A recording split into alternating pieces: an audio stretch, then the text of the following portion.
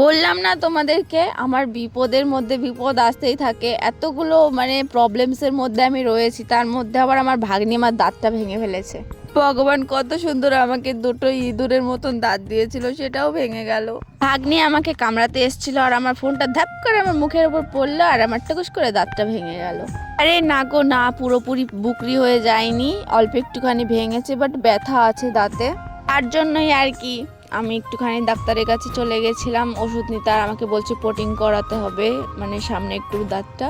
তো আমি ভেবে দেখবো করাবো কি না করাবো। আর আপাতত ওষুধ নিয়ে এসেছি শুধু।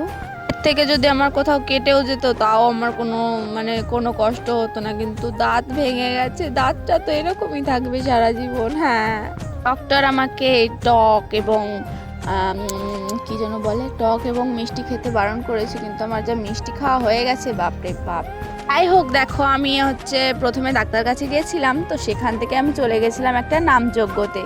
এটা আমার মাসি বাড়ির ওখানে নামযজ্ঞ হচ্ছে। আমি ফার্স্ট টাইম এখানে নামযজ্ঞতে আসলাম। আর এখানে দেখো কত সুন্দর মেলা বসেছে। আমরা যেই টাইমটায় গেছিলাম সেই টাইমটা অতটাও ক্রাউড ছিল না, তারপরে আস্তে আস্তে যা ভিড় বাড়ছিল তোমাদের কি বলি। আমরা দুজন চলে গেছিলাম একটু তিলক কাটার জন্য। দেখো তিলক কাটার পরে আমাদের পুরো লক্ষ্মী লাগছে না? নামযজ্ঞের ওখানে কিন্তু আবার খাবারও দিচ্ছিল, এর জন্য আমি ভাবলাম যে আমরাও খাবো।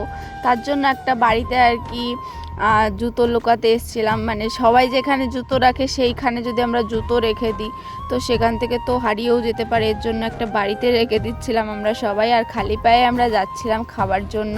আর দেখো খাবার যেখানে দেবে কত ভিড় ছিল, আমরা কত কষ্ট করে জায়গা পেয়ে তারপর বসেছিলাম। এত ভিড়ের জ্বালায় আমি তো ঠাকুরের ওখানে যেতেই পারিনি, কিন্তু ভিড়ের মধ্যে আমি খাবারের জায়গায় কিন্তু চলেই গেছি। হ্যাঁ, এত বড় নামযজ্ঞ আমি কিন্তু ফার্স্ট টাইম দেখলাম। কতগুলো বাড়িতে যে খেতে দেওয়া হচ্ছিল তোমাদের কি বলি, অনেকটা এরিয়া জুড়ে আর কি হচ্ছিল নামযজ্ঞটা।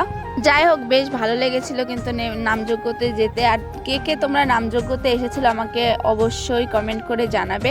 আর আমি যেই জায়গাটায় গেছিলাম সেটা হচ্ছে খাঞ্জিপুরে।